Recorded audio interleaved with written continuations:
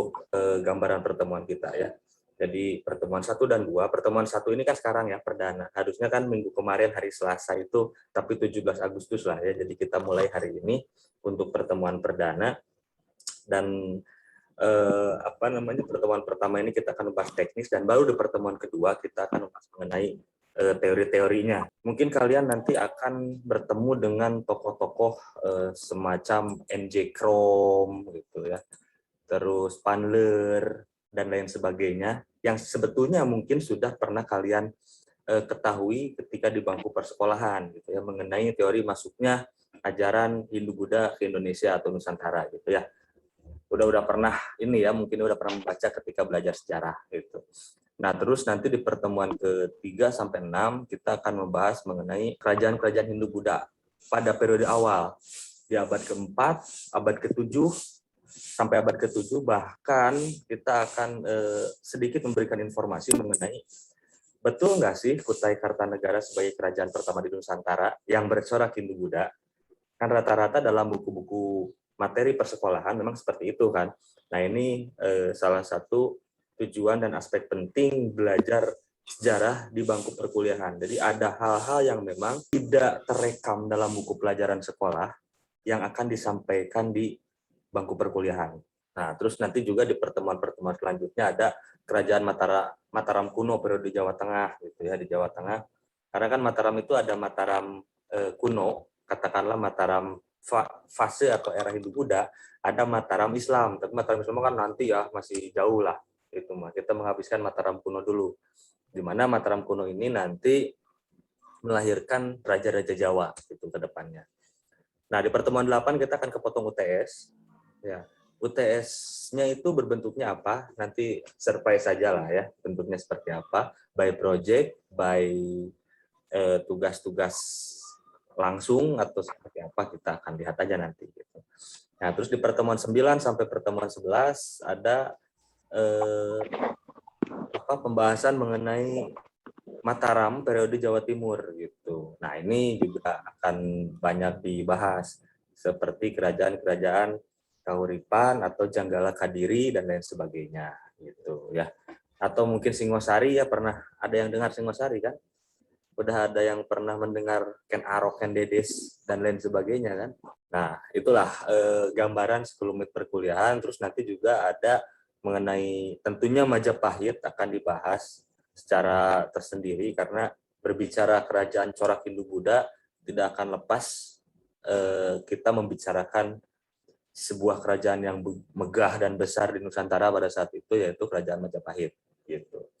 Dan nanti di pertemuan ke-15 sebelum UAS ada pembahasan mengenai komparasi kebudayaan Hindu-Buddha di Indonesia dan India gitu. Apakah sama nih Hindu Bali dengan Hindu India gitu. Kalaupun ada perbedaannya nanti seperti apa dan lain sebagainya nanti kita akan bahas, dan endingnya kita akan melakukan evaluasi UAS di pertemuan ke-16. Nah, jadi selama 16 pertemuan ke depan, semoga kita masih bisa terus bersama ya dalam posisi yang memang posisi yang memang sehatlah, komplit semuanya ya. Terus ini ya, berbicara referensi atau bahan bacaan yang bisa kalian gunakan selama perkuliahan ini. Sebetulnya sumber-sumber banyak sih, sumber-sumber bacaan ya. Banyak sekali, kalian bisa banyak menggunakan referensi. Tapi mungkin salah satu yang menjadi wajib diantaranya adalah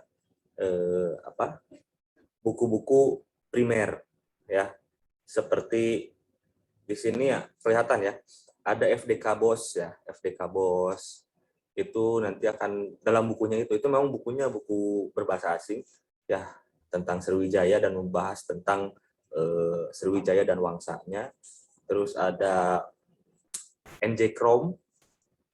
NJ Crom itu tentang zaman Hindu bukunya, dan itu sudah ada yang disadur ulang ke bahasa Indonesia, jadi kalian bisa membacanya. Terus juga ada buku Sejarah Nasional Indonesia Jilid kedua ya, yang dikarang oleh Tim Nasional Penulisan Sejarah Indonesia, atau kalau dulu sih Nugroho Noto Susanto dan Marwati Juned itu yang membuat mengenai Sejarah Nasional Indonesia. Dan itu biasanya dipakai di seluruh kampus Indonesia gitu ya, untuk bahan-bahan referensi modal awal lah gitu untuk mempelajari sejarah Indo-Buddha ini. Nah, terus buku-buku lain banyak. Kalian bisa menggunakan buku-buku dari Muhammad Yamin mengenai figur Gajah Mada. Terus juga ini nih, buku dari Raffles ya tentang History of Java. Ini juga banyak menceritakan tentang beberapa kerajaan-kerajaan yang berada di Nusantara gitu. Nah, terus kalian bisa menggunakan buku Slamet Mulyana tentang runtuhnya kerajaan Hindu-Buddha dan lain sebagainya. Itu hanya gambaran-gambaran saja ya. Terus kalian juga bisa menggunakan seperti babad-babad atau kakawin-kakawin untuk mengeksplorasi cerita-cerita kerajaan seperti Kitab Negara Kertagama atau Sutasoma sejenisnya gitu ya. Nah, ini sumber-sumber yang nanti akan kalian atau bisa gunakan dalam perkuliahan ini. Itu ya. Nah, lanjut mungkin ini hanya gambaran saja karena ini buku dapurnya sebetulnya yang saya perlihatkan pada kalian.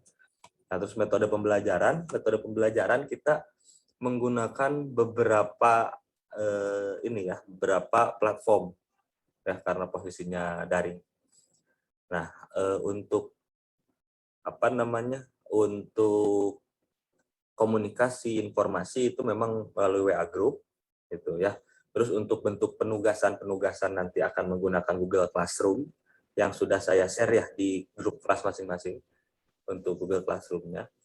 Terus untuk uploading presentasi kelompok nanti kalian akan mengirimkan ke email saya dan saya akan upload hasil video kalian presentasi di YouTube dan kalian cukup membuka link YouTube-nya gitu ya. Nah, terus kita diskusinya nanti akan menggunakan Zoom seperti ini atau Meet lah gitu ya. Kita akan komparasi aja menggunakan yang mana gitu. Jadi nanti di pertemuan-pertemuan ke depan gitu ya setelah pembahasan awal dari saya selesai, kalian akan melakukan kerja kelompok, tugas-tugas kelompok dan akan berdiskusi gitu ya, berdiskusi berkaitan dengan tema-tema yang akan diberikan gitu. Mungkin tema-temanya minggu depan akan saya berikan mengenai apa yang akan dibahas gitu. Melalui Zoom ini kita akan berdiskusi dan tentunya itu ada beberapa penilaian. Diskusinya itu bisa kelompok lain menyanggah, bisa kelompok lain bertanya, bisa kelompok lain juga ikut menjawab atau menambahkan jawaban dari penyaji. Itu sangat bisa dan itu memiliki penilaian-penilaian tersendiri gitu. Nah, ini rancangan tugasnya itu sebetulnya variatif ya. Kemarin sempat ada yang bertanya bahwa Pak, bakal ada kuis-kuis nggak sih gitu. Ada sih, tapi nggak akan saya kasih tahu di pertemuan berapa ya, namanya juga kuis insidental gitu. Tapi kalau bentuk evaluasi materi itu ada di UTS dan UAS ya, itu pasti ada bentuknya. Terus ada penugasan, tugasnya itu bisa bentuk proposal atau makalah kelompok itu. Terus juga, nah ini kalau luring sebetulnya ada laporan praktikum, tapi karena kita daring tidak ada praktikum, jadi rancangan nilainya itu dihilangkan. Gitu. Adapun presentasi nilainya itu bukan grup ya, tapi bukan grup tapi individu. Gitu.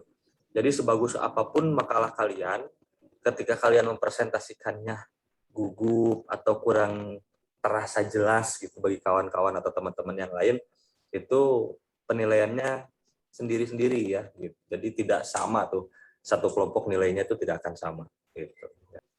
Untuk bobot penilaian, sikap tentu akan ada penilaian tersendiri. Nah, dalam hal ini, selama perkuliahan saya, mudah-mudahan kalian bisa hadir tepat waktu, menggunakan pakaian yang rapi dan sopan. Rapi yang sopan di sini, saya harapkan kalian menggunakan kemeja lah ya.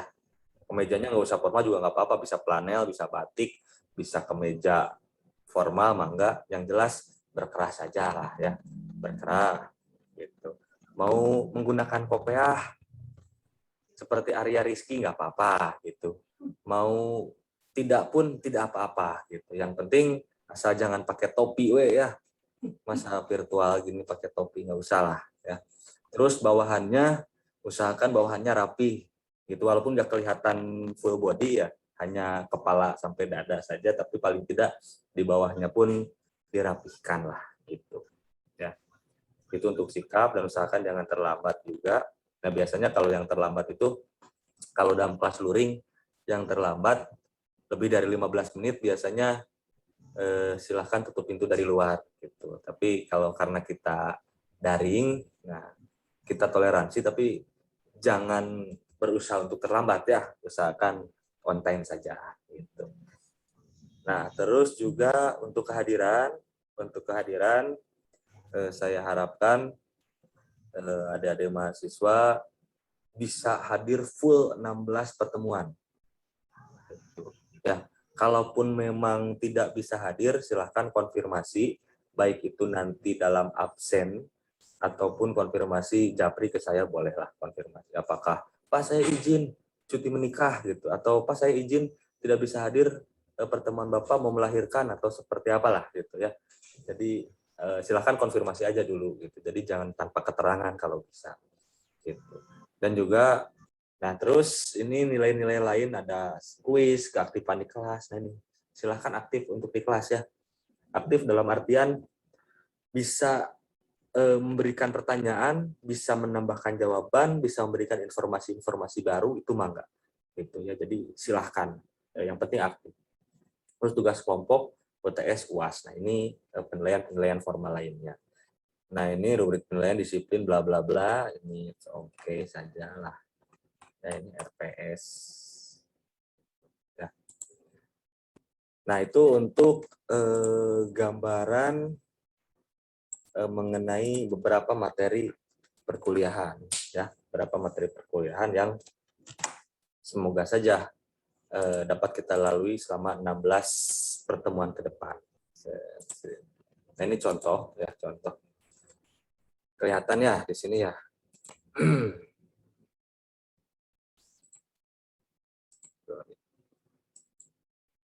Nah, di sini contoh saja ya, ada kelas A SIHB lah. Nah, di sini sebetulnya di tiap kelas pun sudah ada nih absensi mahasiswa sebetulnya ya. Tinggal klik absensi mahasiswa, terus nanti masuk ke absensi perkuliahan. Ini berlaku selama 16 pertemuan sebetulnya. Jadi kalian tinggal klik-klik aja.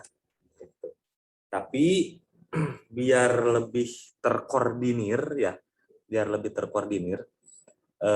nanti setelah selesai pertemuan biar saya saja yang nge-share di WA group masing-masing ya, biar nggak pabelit. Jadi di-print-nya sama saya nanti, print isi absen gitu ya. Nah, terus print selesai, biar nanti saya yang ngomandonya aja di WA group, biar nggak pabelit. Nah, ini bentuknya nanti dalam absen itu seperti ini. Ada tanggal pertemuan. Nah, isi tanggal pertemuan ini sesuai dengan jadwal perkuliahan kita. Berarti kan kalau sejarah Indonesia Hindu-Buddha itu setiap Selasa ya.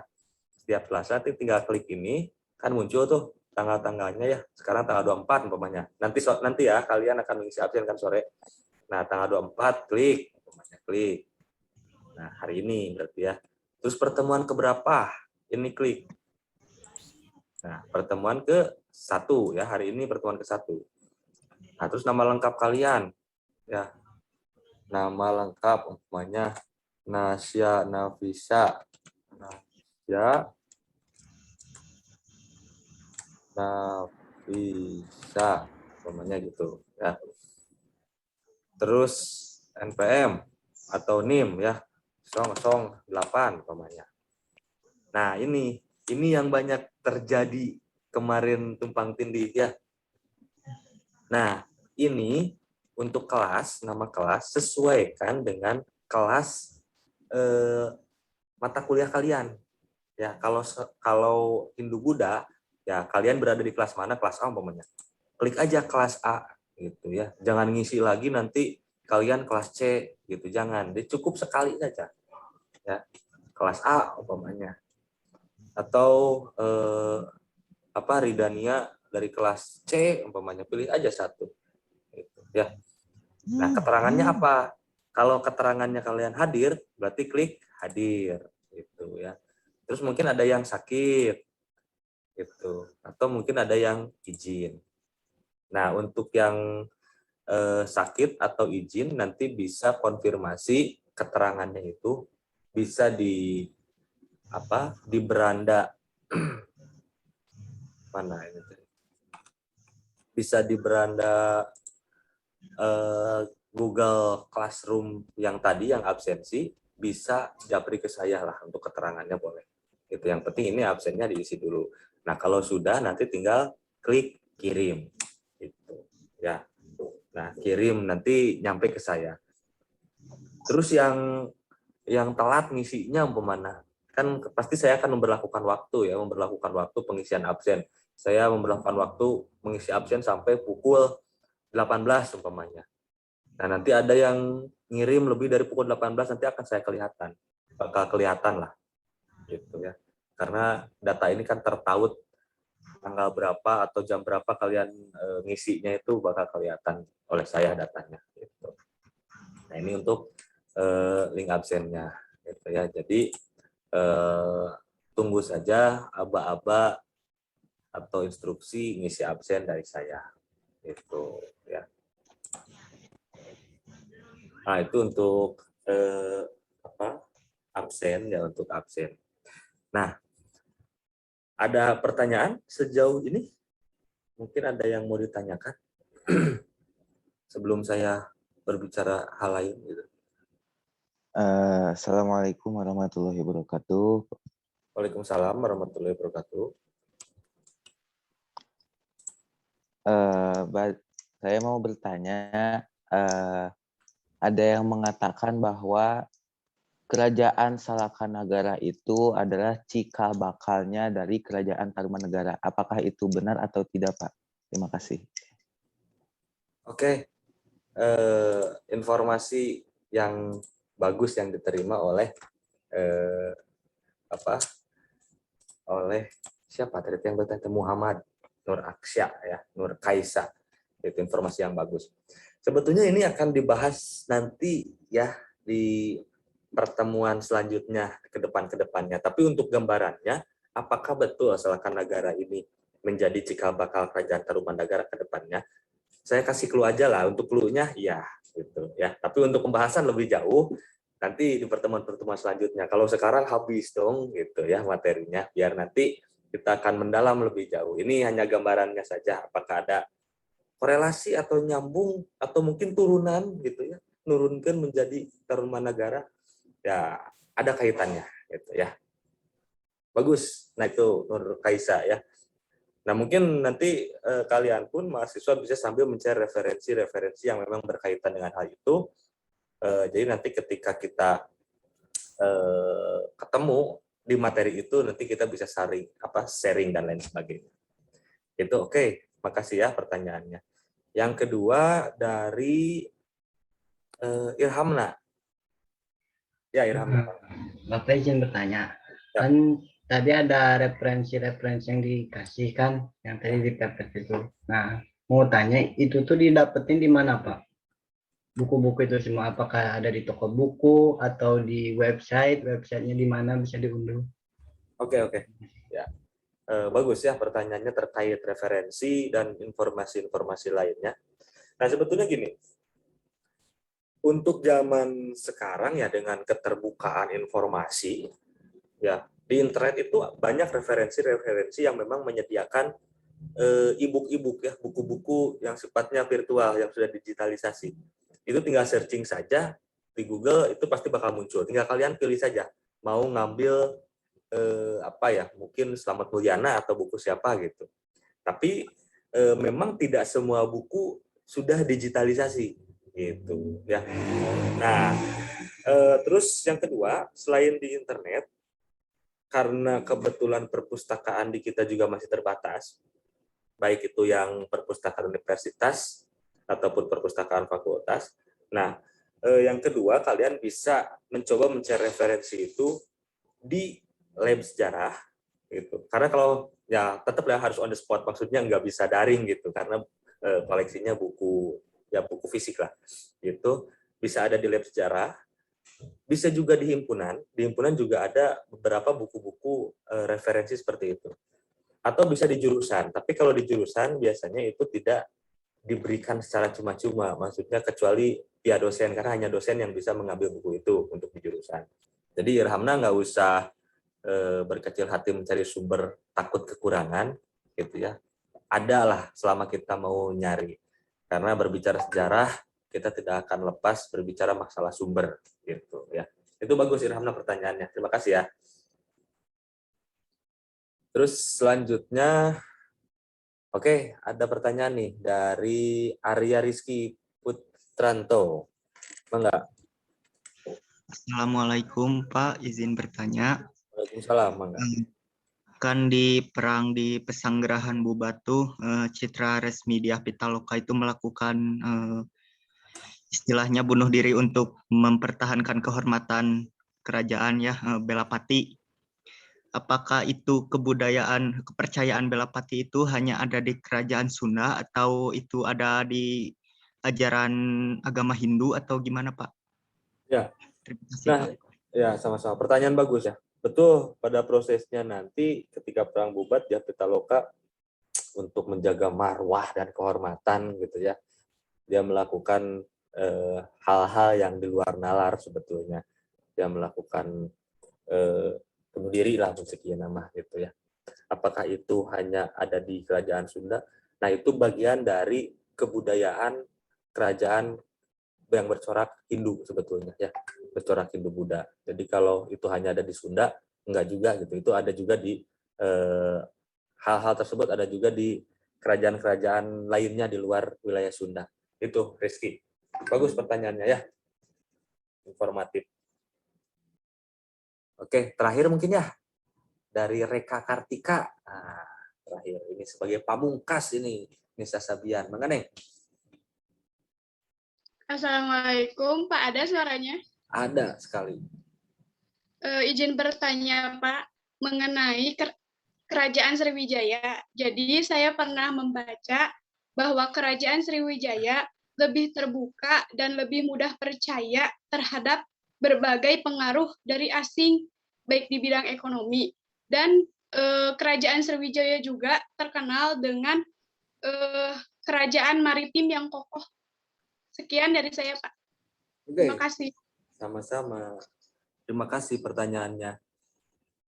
Nah, ini saya ulas sepintas karena itu ada bagian pembahasan Sriwijaya ya nanti. Nah, sepintas. Yang pertama mengenai tipologi kerajaan Sriwijaya yang memang sangat terbuka ya, sangat terbuka dan menerima segala sesuatu yang baru. Nah, ini erat kaitannya dengan kenapa Sriwijaya disebut sebagai kerajaan maritim. Nah, yang pertama kita mesti lihat cara letak geografis. Kerajaan Sriwijaya ini kerajaan yang sangat strategis dalam aspek perdagangan, jalur pelayaran, ya, karena berada di posisi lengkungan Selat Malaka, gitu. Dan ini sangat strategis sekali, gitu. Bahkan saking terbukanya orang-orang Sriwijaya, nah ini dikatakan bahwa baik fase Hindu Buddha ataupun nanti masuk ke fase Islam, jalur-jalur semenanjung Sumatera wilayah selatan itu semuanya banyak diduduki oleh orang-orang pendatang justru, gitu, oleh orang-orang pendatang, pemukiman-pemukiman Hindu, pemukiman-pemukiman Buddha, katakanlah seperti itu, pemukiman-pemukiman Islam. Justru yang pribuminya orang-orang asli sananya lebih masuk ke dalam, gitu. Nah, keterbukaan ini sebetulnya ada bagusnya juga karena mengundang wilayah-wilayah lain, kerajaan-kerajaan lain untuk hadir dan masuk ke daerah Sriwijaya sebagai kerajaan perdagangan selain kerajaan maritim, kerajaan perdagangan. Luar biasa. Sriwijaya sampai berkontak dengan Kuala Mandala dan lain sebagainya. Bahkan nanti perseteruannya pun nanti dengan Kuala Mandala itu seperti apa nanti bisa dilihat. Gitu. Saking terbukanya, memang sangat terbuka sekali. Terus juga Sriwijaya itu kan nanti juga akan berseteru dengan internal kerajaan di Nusantara juga dengan Singosari ya. Dengan Singosari. Kenapa sampai berseteru dan beradu pasukan laut. Gitu, beradu pasukan laut. Karena memang Sriwijaya terkenal dengan kerajaan maritim, armada lautnya kuat-kuat gitu ya. Nah, itu pembahasan lanjutnya nanti akan dibahas di bagian Sriwijaya. Tapi untuk stimulan, betul, Sriwijaya itu adalah kerajaan maritim, salah satu kerajaan maritim di Nusantara bahkan di dunia. Itu Reka ya. Ya, baik Pak, terima kasih. Sama-sama. Oke, nah mungkin itu untuk hal-hal informatif yang bisa diberikan oleh saya dalam pertemuan perdana perkuliahan Sejarah Indonesia Masa Hindu-Buddha. Untuk minggu depan nanti tunggu aja informasi di WA grup masing-masing, teknisnya seperti apa, tapi yang jelas kita masih nge-zoom ya, masih nge-zoom gitu. Oke, nanti setelah ini saya akan share link-link absennya di WA grup masing-masing dan silakan untuk mengisi. Nah, sebelum mengisi untuk bukti dokumentasi silakan on cam kameranya kan, phone-nya atau laptopnya silakan di on cam kan sebagai bukti dokumentasi. Terima kasih atas perhatiannya. Semoga kita tetap sehat sehingga mampu beraktivitas ke depannya secara normal. Terima kasih sekali lagi saya ucapkan atas pertemuan kali ini. Semoga kita bisa bertemu lagi di pertemuan selanjutnya. Gitu. Kalau tidak ada pertanyaan nanti bolehlah kalau pertanyaannya justru nanti bisa di chat grup ya, chat grup kelas masing-masing, barangkali ada yang terlewat belum ingat gitu ya, mangga bisa ditanyakan. Ya, mohon maaf apabila ada kesalahan. Terima kasih. Wassalamualaikum warahmatullahi wabarakatuh. Waalaikumsalam warahmatullahi wabarakatuh. Saya close ya, nanti saya share absennya. Baik, Pak. Baik, Pak. Terima kasih, Pak. Waalaikumsalam warahmatullahi wabarakatuh.